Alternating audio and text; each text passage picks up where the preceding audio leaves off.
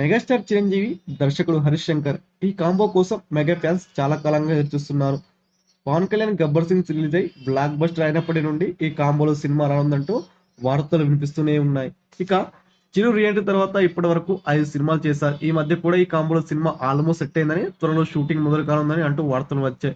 అయితే అవి కూడా రూమర్స్ గానే మిగిలిపోయాయి.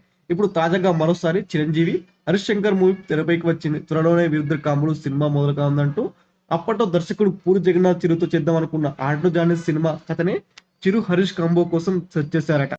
అదే కథకు హరీష్ శంకర్ కొన్ని మార్పులు చేశారట. తన స్టైల్లో పంచులు, ప్రాసలు, హీరోయిజం ఉండాలి సెట్ చేశారట. అదే కథను చిరుకు వినిపించగా ఆయన కూడా వెంటనే ఓకే చెప్పేశారట. ఈ సినిమాకు ముందు నుండి అనుకున్నట్లుగానే ఆటో జానీ అనే టైటిల్ ని ఫిక్స్ చేసుకున్నారట.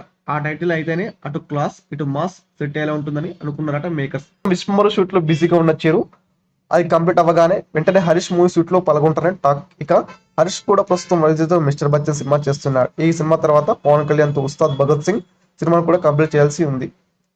ఈ 2 సినిమా తర్వాతనే చిరంజీవితో ఈ సినిమా మొదలు పెట్టున్నాడు దర్శకుడు హరీష్ శంకర్.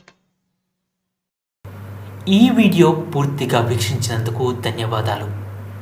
ఈ వీడియో మీకు నచ్చినట్టయితే లైక్ చేయడం మాత్రం మర్చిపోకండి. కామెంట్ చేసి మీ యొక్క వాల్యుబుల్ ఇన్ఫర్మేషన్ని మాకు తెలియజేయండి.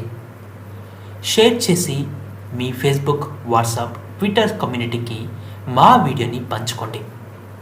అంతేకాకుండా మా వీడియోని నోటిఫికేషన్ల రూపంలో పొందడానికి సబ్స్క్రైబ్ బటన్ని ప్రెస్ చేసి బెల్ బటన్ని నొక్కండి. Thank you for watching.